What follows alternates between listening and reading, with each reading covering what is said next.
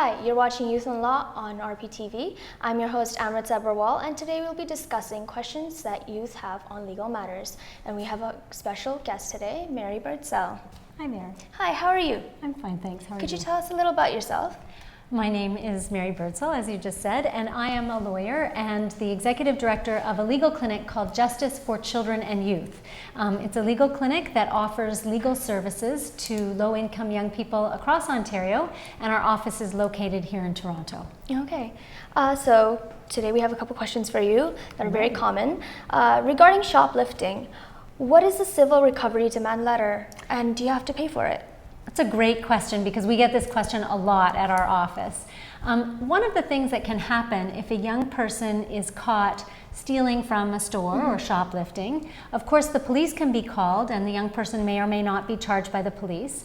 But the other thing that often happens is that the store will send a letter to the parent or guardian of the young person, sometimes to the young person themselves, asking for payment of a large sum of money, $500, $600, $700, $800. And the thing that we want young people and their adult supporters to know is that while it's not illegal to send this letter asking for the payment of this money, there actually is not a legal requirement that you pay it. So we would really encourage people not to pay money to the stores in response to these letters, but instead you can look on our website at jfcy.org, jfcy.org, or you can call our office and we're happy to talk to people individually. All right, thank you. Next topic is youth and policing. So what are youth rights regarding being stopped on the street by the police? Okay, so this is another really common topic. It's very complicated, the issue of interaction by young people with the police. So one of the very common questions that people have is, what if I'm just walking down a regular street anywhere in the city and a police officer comes up and talks to me? Of course, the police are allowed to talk to you, and strictly speaking, like in a really narrow sense, you do not have to speak to the police. Now, it's of course much more complicated than that, but often it's a reasonable thing to think the police are stopping you, and you can begin a civilized, reasonable conversation by, if you're concerned, saying, "Is there a problem?" or "Am I free to go?" And that can help you to understand what might be going on in the circumstances. Okay. All right, and what circumstances are the police allowed to stop you, and what circumstances are they not allowed to stop a youth on the street? Okay, so that's a good question to say, when are they allowed to stop you or not allowed to stop you? In fact, they're allowed to stop you anytime. It is their job to be out in the community and be talking to people and engaging with people. But your rights, when they stop you, may change depending on the circumstance. So if they are just stopping you randomly, you can ask why they're stopping you and free to go. You could tell them your name if you are comfortable doing so. But in some circumstances, like in a park, for instance, also on TCH property and in public library properties, the police have been asked by the city and TCH, the landlord, to help to enforce the Trespass to Property Act. And so when they're doing this, the police actually are allowed to ask you to identify yourself. So while you might not have to identify yourself if you're just walking down the street, you do have a legal obligation to identify yourself in some circumstances. So again, if you were concerned, you could ask a police officer, is there a reason you need to know who I am? Yes. We always advise that young people should try and engage in a polite way with the police, and it's perfectly reasonable to expect that you can know what your rights are. So that's why we're interested in letting people know what their rights are, their legal rights, when they're dealing with the police. All right, thank you. Moving on to the next topic. So regarding sexting, what is sexting? Okay, we're changing topics wildly. So sexting is a word that gets used in the media to refer to images that are transmitted usually by social media, sometimes by texting, which I think is where sexting comes from, sometimes on bigger social media, Snapchat, other kinds of Facebook, things like that, Instagram. The reason that we're concerned about it is two big reasons. Up until March of 2015, this year, young people who might send images that are sexualized, you know, somebody who is nude or partially nude or who's engaging in sort of sexual activity, which doesn't mean, you know, necessarily sexual intercourse, but many range of sexual activity, that you could, if you are under 18, you are vulnerable. It's possible that you get charged with a child pornography charge, which is a really, really serious criminal offense.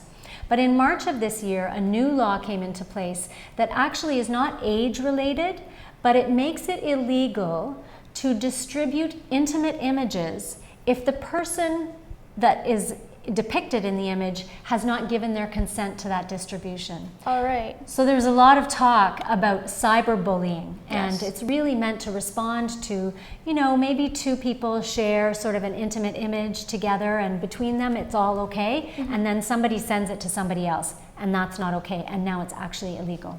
All right. So the charge is much lesser. If it's not the same as a child pornography charge, but it is it can be a serious charge as well. All right. What are some barriers to youth getting legal representation? Well, sometimes getting access to legal information, getting access to legal representation can be difficult things, and there are many different kinds of barriers. Yes. I would say that one of the big ones is just not knowing that it's out there. So ignorance. Lack of knowledge, lack of awareness. So there are legal resources out there for young people for sure.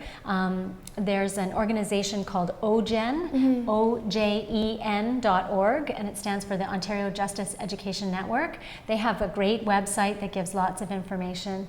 My organization, which is Justice for Children and Youth, it's JFCY.org. We have lots of legal information on our website. And there's another organization also called CLEO, CLEO.on.ca. They have lots of legal information. They are a specialized website with many different areas of legal information, not just related to young people. And then there is a Legal Aid Ontario website that gives information about how to get access to lawyers. But young people in particular are welcome to call our office and be in touch with us anytime about legal issues. All right, thank you. So now moving on, now we're going to talk about schooling a little bit. So on the topic of schooling, do youth have to attend school?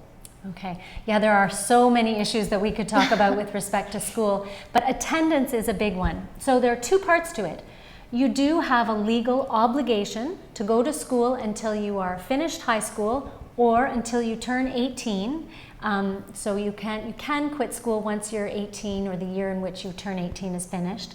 But the flip side is that you have a right to go to school. Yes. So you are actually entitled to go to school for 7 years of secondary school. Okay. So it's not the case that once you turn 18, if you haven't graduated, you can get kicked out. You have a right to go until you're actually about 21, usually.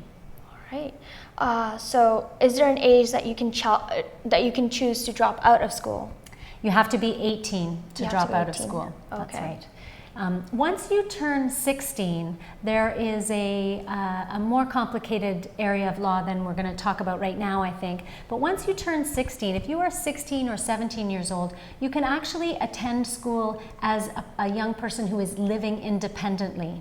So while you normally need, consent from your parents for certain excursions and things like that until you turn 18, if you're 16 or 17 and you're living independent from a family, a parent, or guardian, then you can actually be attending school independently. But you still have that legal obligation to go. To go to school. Yeah.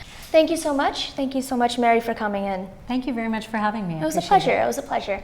All right. Thank you for watching Youth on the Law series on RPTV. I'm your host, Amrit and we are tuning out.